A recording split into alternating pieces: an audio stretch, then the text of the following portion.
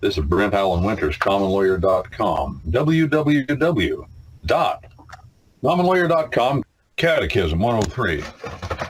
Catechism on the Constitution of the United States, question 103 out of 333 questions. Arthur J. Stansbury, published 1828. The same year, Noah Webster published his famous dictionary with a purpose of defining every word in the English tongue according to God's definition of that word in the Bible. And Noah Webster did his own translation of the Bible. You King Jamers out there ought to read what Noah Webster said about Bible translation. Oh, I just think it'd be enlightening to you to read what Noah Webster said about Bible translation. He produced his own translation of the Bible called the Webster's Bible. It was to be a companion. Watch this. It was to be the companion to the dictionary of 1828.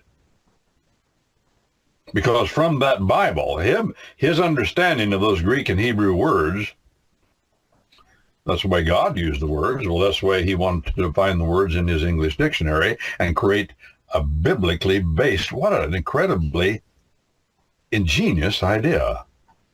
A biblically based tongue. He wasn't stupid. He knew that the words we say govern our thoughts. You cannot think, my friends, without putting your thoughts into words. A complete sentence, I'll tell you what, you should have learned in bonehead grammar if you didn't. I didn't learn it either. I learned it later, but I remember they taught this to us, and I never caught it that well. A sentence, what is a sentence? A sentence is a complete thought. It's the record in writing, if it's in writing, like the Bible, of a complete thought. And every complete thought, this is the sentences of God recorded. Every complete thought has an action. That's a verb. We call that a verb, a word that communicates action. Every complete thought has at bottom at least an action and the actor that does the action. Without that, you don't have a thought. That's what a sentence is. A sentence is a record of a thought. You can't have thoughts without words. Trust in God comes by what, according to the Bible? Hearing. Hearing. Hearing what? It says the things of God. These are the sentences of God. If you hear the sentences of God, they will become ensconced. They will become buried. They will become planted in the mental sod of your brain. And that will change your life too. Change mine. It's still changing my life. The more I learn, the more it changes my life. Let's look at question 103. What do you mean by these different terms? What is a tax? Answer.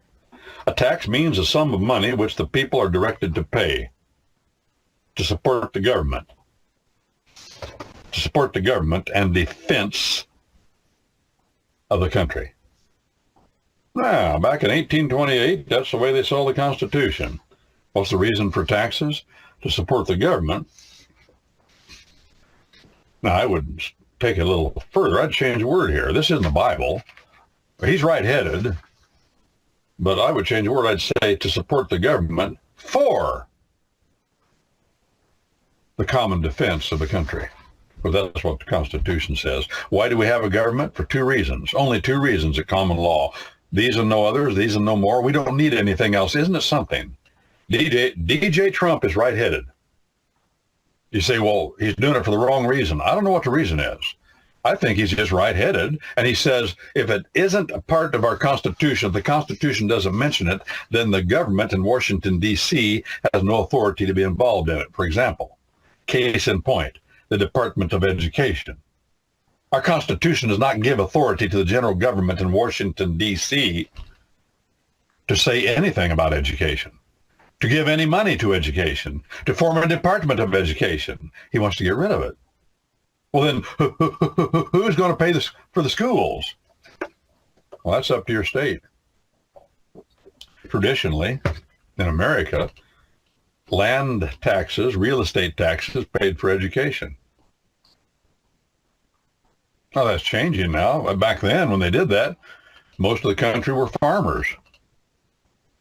So everybody owned a little land or had an interest in some kind of land or real estate. And so people owned their own homes in the cities. And they said that way everybody will share in supporting schools. But there's a further question. This doesn't go to the general constitution of our general government. It goes to your state. Why would the general government not to be involved at all or give any money to education? If they do, then who gets to control education? Who gets to call the tune at the dance? Who gets to call the tune at the dance? Well, the fellow that pays the fiddler. The fellow that pays the fiddler gets to call the tune. Who gets to decide what kind of education we get in our states are the ones that are paying the bill. That's why you got sex perverts teaching your children at school, trannies having tranny time, storybook time. That's just one example. It's much worse than that because since the government pays for education, they have pervaded every detail. This faraway government in Clown Town. I'm quoting somebody else. I think it's a good way to say it, though. Clown Town. The Biden administration was Clown Town. It wasn't like some things were weird and clownish. Everything was a joke. I was talking to Miss Francine yesterday, the day before, and I mentioned a book that was written by Sir Thomas More way back during the Reformation in Britain. Sir Thomas More, they chopped his head off. I ain't saying he didn't deserve it. He might have. As a matter of fact, I'm convinced he deserved something like that. I don't know if that was the right thing, but he was nasty. He's held up as a great hero. He's not. He used to torture people in his backyard to try to get information out of them about them for having church services in secret. He hated Protestants, murdered them, tortured them right in his own backyard. He's held up as a hero. Hollywood holds him up as a hero. There's a famous movie. It's worth watching. Man, it's such a good movie about his life that it's a Hollywood movie, but it's about his life. That my last year in law school, one of my professors invited us over to his house, a jurisprudence class, I think, and we watched that film and then discussed it afterwards. Why? Because it's about politics. Henry VIII was king. Sir Thomas More was a Roman priest, of course, and ended up being executed for treason. Was he treasonous? The answer is yes. Well, why do I say that? Well, was Henry VIII, first of all, was Henry VIII a nice guy? No, he chopped the heads off of 3 of his 6 wives. He had 6 wives. He chopped the heads of 3 of them off. For nothing, really. Just suspicion, you know. A frustrated, spoiled brat. But a frustrated, spoiled brat with money is dangerous as all get out. Even if he doesn't have money, he was dangerous. He killed a lot of people. Some of them deserved it, some of them didn't. God used a man like him, too. God used a man like him to start a movement because of his lust. God used his lust for a woman, an ungodly lust, to break away from ultimate power in Rome. Yeah. And God used Henry VIII. If it wasn't for Henry VIII, America wouldn't be here because it started in England, the Reformation of church and government. In a common law country, that was both. Reformation was both. The only place in Europe where that happened. started a firestorm. But Sir Thomas More, he had made him a sir, that means a knight, part of the peerage. Henry VIII became convinced, through the advice of some very young clergymen, that in order to solve his problem of whether or not he could get a divorce from Anne Boleyn, Rome was telling him he couldn't because politics were playing into it real heavy. No, a divorce from wasn't Anne, it was his first wife. She was of Aragon. What was her name? Mary, wasn't it? Yeah, she became Bloody Mary. Frustrated. No, that was his daughter, Catherine of Aragon. That was it. Yeah, Catherine. She gave birth to Bloody Mary. Catherine of Aragon, and some priest who happened to be a tutor at a man's house when Henry VIII was out hunting. And of course, when Henry VIII was out hunting and he stopped by your place for noon meal or supper, you cleared the table and fixed something real quick, and they did, of course. And this young priest was there, and the only job he could find was tutor to this man, this rich man's family, and he just made the comment, well, why are you asking Rome what the canon civil laws of Rome say, the law of the city, about whether or not you can divorce Catherine of Aragon? Why don't you just ask the men at Oxford who study the Bible and see what they say? He just said it very briefly and quickly as a young man that was awed by being in the presence of all this power. He was sitting at the table. Well, that turned the light on his head. The Bible? Well, yeah. Whoa. I've talked to people from other religions, like Romanism. They said, well, why don't you just look and see what the Bible says? And the light goes on. They go, whoa, oh, the Bible? Well, of course. Why wouldn't I look at the Bible? Why am I running off to the priest? Why am I doing that? I don't know, but why don't you just look at the Bible? Because the Bible addresses every problem you can imagine. Certainly addresses divorce and remarriage, clearly, by the way.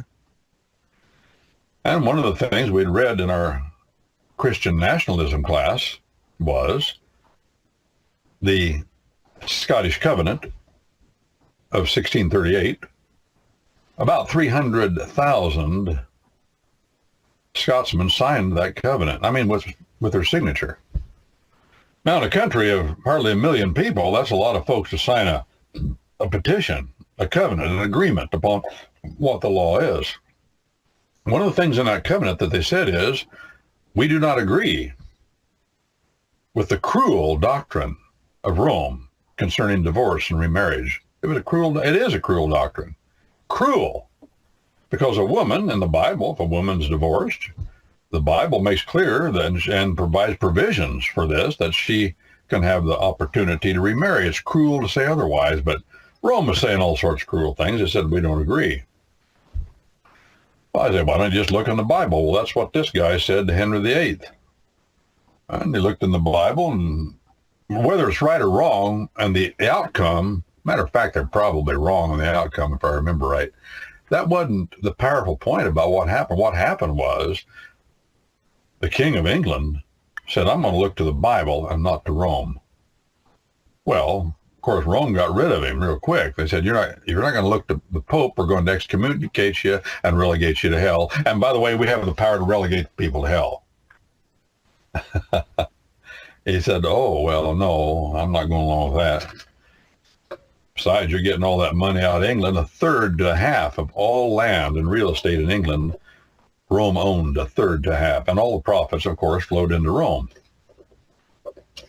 And Rome, at that time and many other times, with all that money they had, were amassing an army to invade of mercenaries. What is DJ Trump doing right now? He's saying to other countries that are selling us things without tariffs, getting exceedingly rich. Their industry is growing because there's no tariff on what they sell to us. And they're taking that money. Watch me. They're taking that money and pouring it into military power to intimidate the United States or invade. I don't know what they're going to do. Do you see the similarity there? That's what Rome did to England. That's what other countries are doing to us now. They're taking our money they're making off of us because we're allowing it, and they're amassing military might to invade our country or intimidate us by force or threat of force, either way, to commit extortion against the United States and get what they want. What is extortion? Well, it's a crime. Extortion is taking the personal property of another by force or threat of force or both. Force or threat of force or both. This kind of stuff happens a lot. Not seldom really is it prosecuted, every once in a while. But on the international stage, that's what's going on. Force or threat of force. What did Stalin say? They were discussing what to do and how to divide Europe up after the war. And somebody made a comment about some country and what they said. Oh, somebody made a comment. Here's what it was. Maybe it was Roosevelt. Made a comment about, well, the Pope says this, or the Pope says that. And he says, and Stalin, a communist, Jewish fella, he may have had false religion, false politics that arose out of his religion, Bolshevikism, but he wasn't stupid. And when somebody, I think it was Roosevelt, said, it doesn't make any difference who said it, but they said, well, the Pope says this or that, and he said, well, how many legions of soldiers does the Pope have? That's a rhetorical question. At that time, the Pope probably didn't have any. In other words, I don't care what the Pope says. He cannot enforce his will. He had no power right now. But for centuries he did, and he hired mercenaries and kept them on hand. And the Swiss Guard of the Vatican is a remnant of that world. It used to be a lot of men, young men in Switzerland were wealthy because Switzerland was where the Pope went to get mercenaries, and they loved it. That was the way you got rich in Switzerland. It was a racket. It was a system. And the Swiss Guard that's still there is a remnant, a vestige of that time when Rome wielded, when the popes commanded armies, is what I'm saying. I remember they did it off the backs of all of Europe. They took money out of Europe, amassed armies, and then by extortion, force, or threat of force, got what they wanted. And they could never really do that in Britain like they could, even though they had a third to a half of the land and all the profits of it.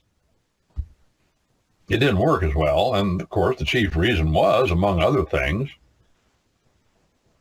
that Britain was separated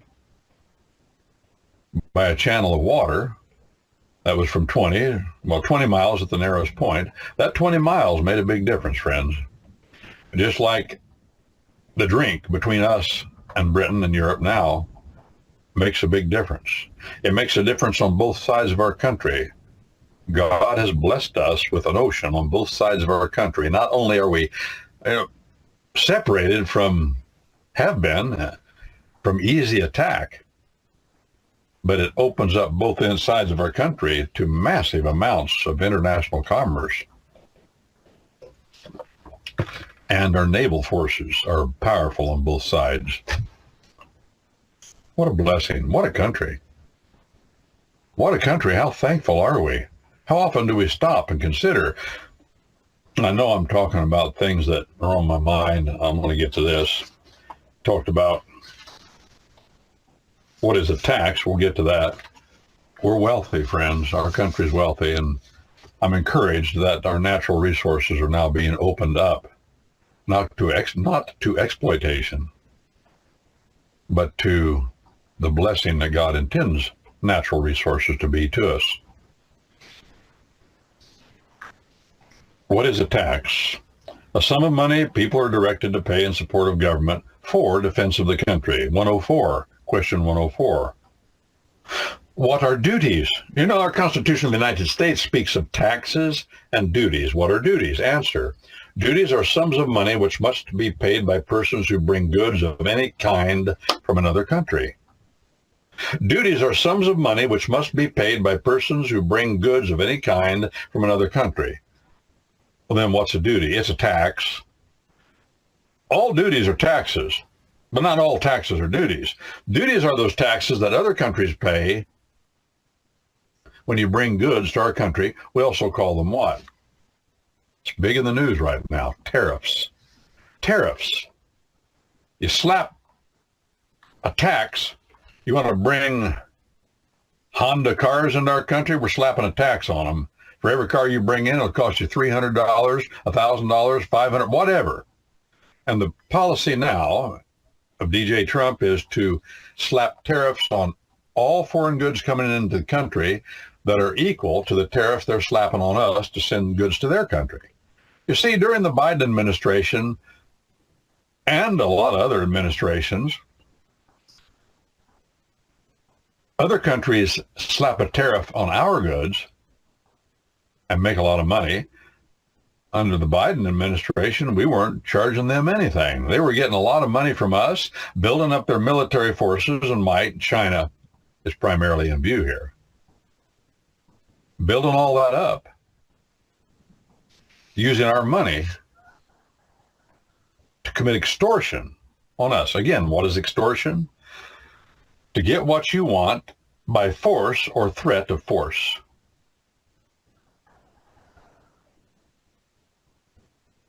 Duties are sums of money which must be paid by persons who bring goods of any kind from another country. Our Constitution uses the word duties. They're tariffs. And these are to be in proportion to the quantity or value of the goods. It is paid at certain places called, these duties, these tariffs are paid at certain places in the United States when the goods come in, called custom houses. And the money gathered there is sent from there to the Treasury of the United States. How was it we became such a powerful country without income tax for up until 1913? We were powerful. Our industry was just overwhelmingly powerful. It was so powerful that the railroads were the center attention in every little tiny town and every great big town.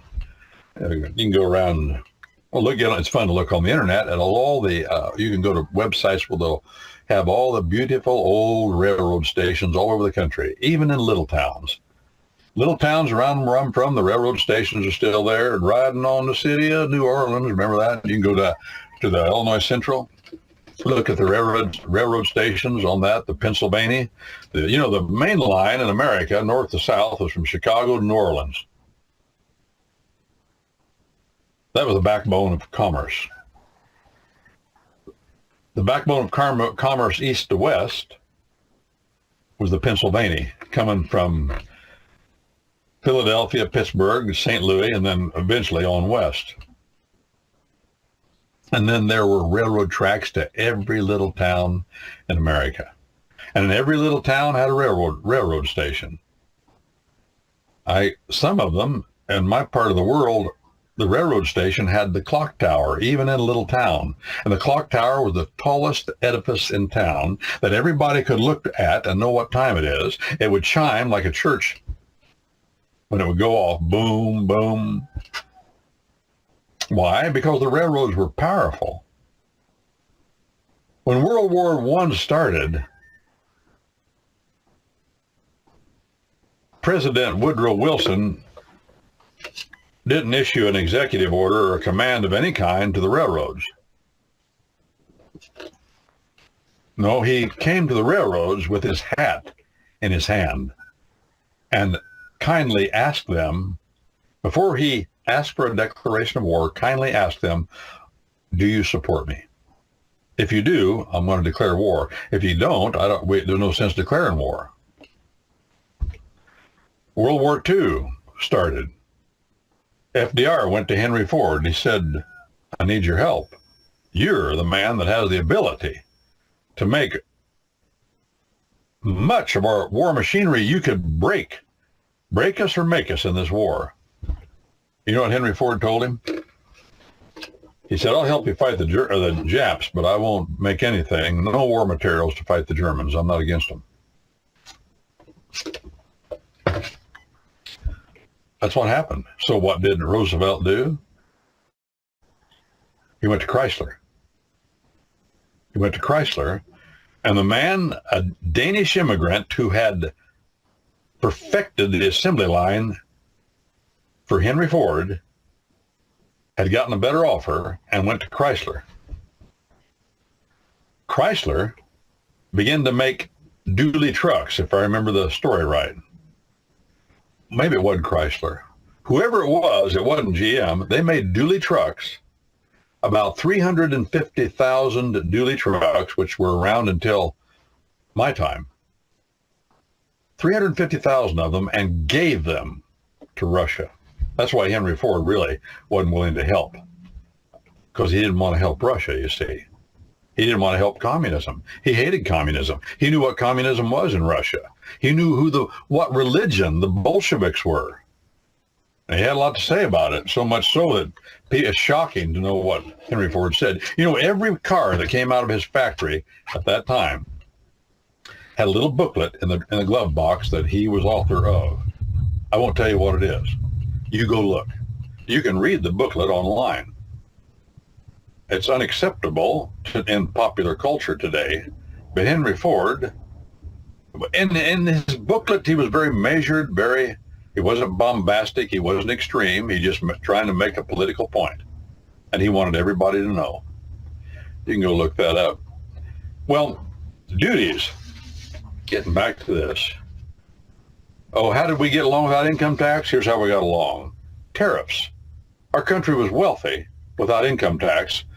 Other people paid for our government. We didn't pay for it.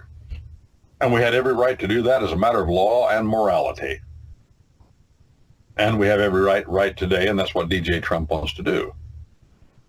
Why let other countries get wealthy, amass military might to commit extortion against us, and that's what they're doing? Why do that? At the same time forcing Americans to pay income tax, when the Bible says that if your ways please the Lord, your country will be the head and not the tail. Now, in the Bible, in the old translations, such money coming from other countries is called tribute. Tribute. It's the same root word as tributary. It means, well, you know what a tributary is. A tributary is a river, a smaller river that flows into a larger river. It contributes. There's the same root with con on the front. It contributes to the water of that river. Tribute is what is contributed from other countries to our country. And if they want to send their trade and their goods here, we as a country have every responsibility to say what comes into our country, what doesn't come into our country, and how much it's going to cost, if anything. That includes men, women, and children, goods and services. It includes all that. It's our country. We draw the boundaries. We enforce what comes in and what comes out. And if we don't do that, we don't have a country. Without boundaries, you don't have a country. And without us deciding who comes in and on what terms and what comes in and on what terms, goods and services, that means men and things, well, you don't have a country. Can you imagine? You got a house. You let all the neighbors just come through the windows, come through the doors anytime they want to come in, get in the refrigerator, eat whatever they want. If you did that, you would no longer have a house. It wouldn't be your house anymore. You've given up your rights. Come in, sleep with your wife, sleep with your daughters. Whatever they want to do. What's yours is theirs. That's a lie from hell. Without private property, what's mine is mine, and I defend it against the world. There is no prosperity. There's nothing but despair and hell and murder and envy. Oh! Liberty can only happen under law. What are imposts? Question 105. Imposts, I-M-P-O-S-T-S. That's in the Constitution too. An impost, those are sums of money, answer, which must be paid to the government by persons owning vessels. Vessels?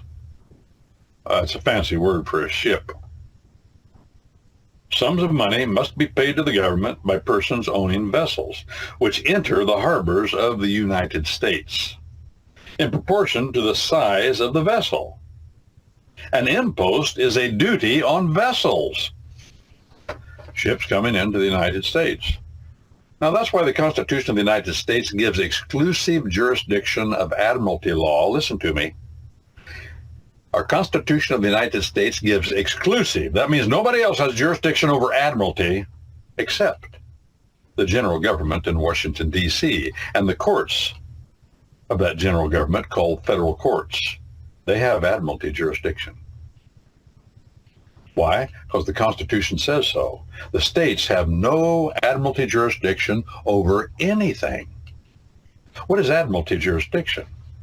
That's the law of the sea. It's the law of ships and sailors. It's the law that applies to ships and sailors on the high seas and when they come into port. That's called admiralty law. It's a fancy word, a Latin kind of word that just means the sea, ocean-going vessels, and the men on them, and everything that happens about them is under a separate kind of law called admiralty law. Is that a good thing? Yeah, that's a good thing. And keep it there. It doesn't apply to me out here on land. Now, we live in a common law country. Admiralty law is over here. Common law out on the seas, into the harbors sometimes, and things that pertain thereto. Common law is here, us folk that live here in the country. We're not under admiralty law. Admiralty law is the ocean-going equivalent of martial law. The law of the city. Admiralty law is a species of the law of the city, the canon civil laws of Rome, the law of Babylon. It's martial. Admiralty law is martial law. Martial law that governs armies is, well, it's called military law. It's martial law. All of our military forces are under one code called the UCMJ. It's a military code, a martial law code. But of course, the U.S. Navy has its own laws that apply to ships at sea because that's very much different than armies on fields of battle. But both of them come down to this one. There's a commonness in the law of the city, of the species of the law of the city, admiralty law, martial law, international law. Those are three main species of it. Bureaucratic law, I don't want to leave that out. Administrative law, we have that in America. The hallmark of that kind of law is instant obedience to orders. Instant obedience to orders. It's required. No jury. No, the jury doesn't apply. It's not a common law tradition. The jury doesn't apply. Administrative law, by the way, all of those come from the Code of Justinian. Sophisticated there. Administrative law, perfected in the canon laws of the Church of Rome during the time in Europe when Rome was powerful above all things, including kings.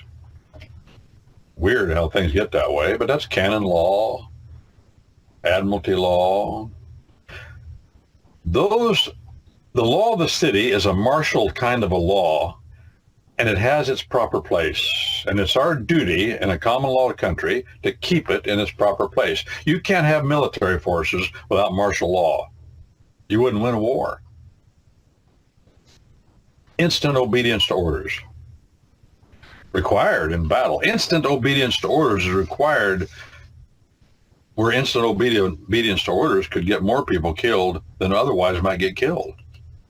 That's what martial law is for. It's a brutal thing, but it's a necessary evil that we want to keep confined to its proper use. Imposts are sums of money paid to the government by persons owning vessels. That's an admiralty law. By the way, the state courts, let me say this again, the state courts have no admiralty jurisdiction in America. No place. The Constitution, I said it before, I'll say it again, the Constitution of the United States gives admiralty jurisdiction exclusively, that shuts out all the states, to the general government in Washington, D.C. That's why we have what we call the Army Corps of Engineers over navigatable waters. The admiralty law under our Constitution covers the navigatable rivers, the Mississippi, the Arkansas, the Ohio, the Tennessee, the Cumberland, the Columbia out west. That's why the general government in Washington, D.C. built locks and dams on navigatable waters. They claim jurisdiction to do that under the Admiralty Clause of our Constitution, to make them navigatable by larger vessels, larger crafts. For example, the furthest inland ocean port in the United States is at Lewiston, Idaho. Lewiston, Idaho. Because the Army Corps of Engineers, see, that's military guys, they come in and under Admiralty law constructed locks and dams on the Columbia River so that merchant barges and vessels could come all the way about 700 miles inland to a place called Lewiston, Idaho. That's pretty far. It's clean across the state of Washington, going east. I remember going there one time, driving through Lewiston late at night. First time I was there. I'd never been to Lewiston, Idaho. I was driving at night. I was tired. I looked off to my right, and I said, I know what the lights on a super tanker look like. I've seen it a lot at night. I couldn't believe what I was seeing. It looked like a super tanker. The lights. I couldn't see the ship, but I could see the configuration of the lights. Oh, it can't be. What am I seeing? Well, come to find out, it was a very large merchant ship, and it was all the way into Lewiston. Same thing's true at Stockton, California. The general government in Washington, D.C., Stockton, California is way hundreds of miles inland from San Francisco. Merchant ships come into Stockton. That's under the jurisdiction of the Admiralty Clause of the Constitution. If there's any problems, the federal courts have jurisdiction over Admiralty. People say, oh, there's an Admiralty flag in the federal courtroom. Oh, oh no, God forbid. They're asserting Admiralty jurisdiction. Well, that flag means that they do have it when they need to assert it in an Admiralty case. That's what that means. Doesn't mean they assert it when they can impanel a jury. No, they're not asserting Admiralty jurisdiction. Admiralty jurisdiction, being the law of the city, the canon civil law of Rome, the Code of Justinian. They don't use the jury, ever.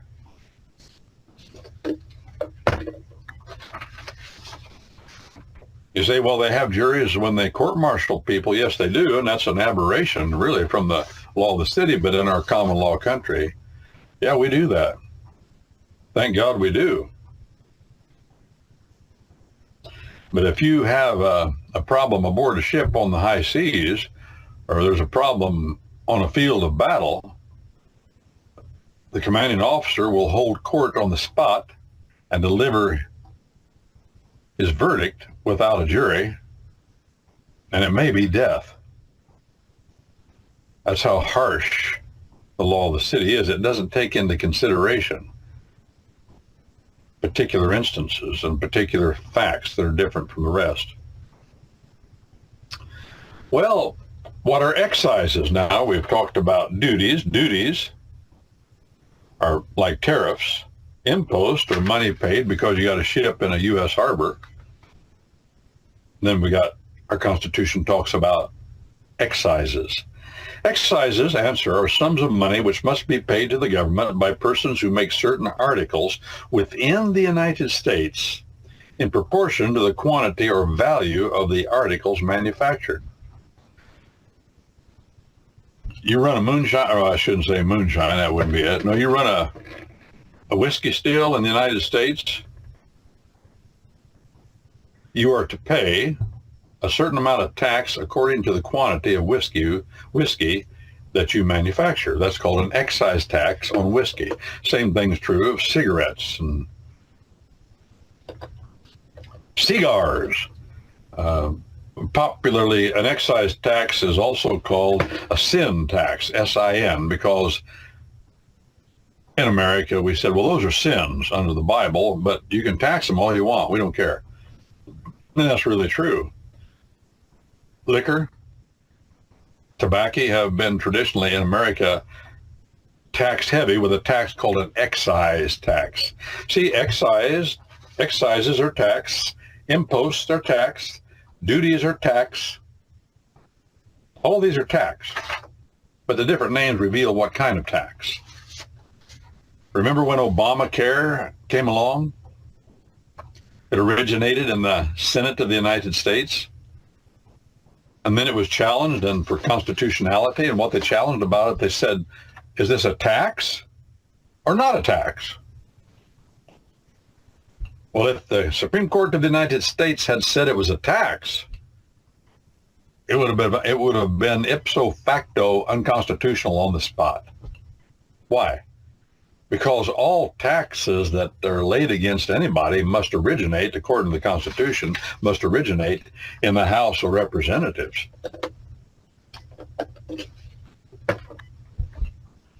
And the so-called Obamacare bill did not originate in the House of Representatives. It originated in the U.S. Senate.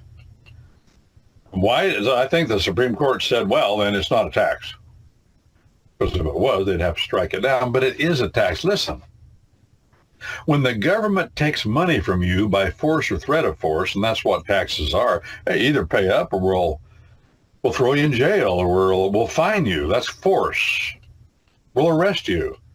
That's threat of force, or they'll use force. When they do that, that's a tax. I don't care what you call it. We want your money. Give it to us. If it wasn't lawful, we'd call it extortion, right? But it's what it is. Taxes are lawful extortion, if they're lawful taxes. Address another problem here. Patriots say, well, I have no agreement with the government. I have no contract with the government. Therefore, I'm not paying the tax. Taxes are not based on contract, my friend. No. Taxes are a lawful obligation if the tax is lawful. It's not because you made an agreement with the government. It's because you live on this land. And everything within the territorial boundaries, that's why territorial boundaries are indispensable to good government. You don't know who's taxable and who isn't. If you receive a benefit, and what's the benefit? You live on this land. You enjoy whatever protections are offered here. Sheriff's Department, whatever. And so our courts have ruled and do rule, yeah, you've enjoyed the benefit of America. Therefore, you owe a lawful tax. Now, I know a lot of taxes are not lawful. I know that. I understand that. I'm talking about what's lawful. It's not a debt. Debts arise out of contract. Taxes arise out of what? Law. Laws are the will of the sovereign, and out of that law is a duty, something you're obliged to do under pain of penalty. If the tax is lawful, it's a duty, not a debt. It's a duty, which is an obligation. Do I owe a debt to my children to take care of them? Do I owe a debt to my wife to protect her and look after her? Do I owe a debt to my country? And what's the answer? No, I owe an obligation. Obligations arise out of law. True law, the laws of nature, and the laws of nature is God. Our common law tradition. What we observe, the way things are, and they ain't going to change. And the Bible, the way things are, and they ain't going to change. The will of the sovereign, God himself.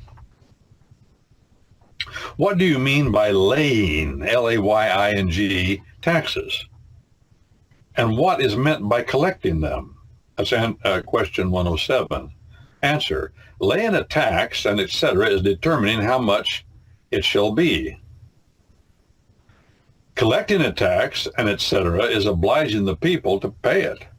Obliging, there's that word obligation, obligated, obliging, that's the same word, same root word.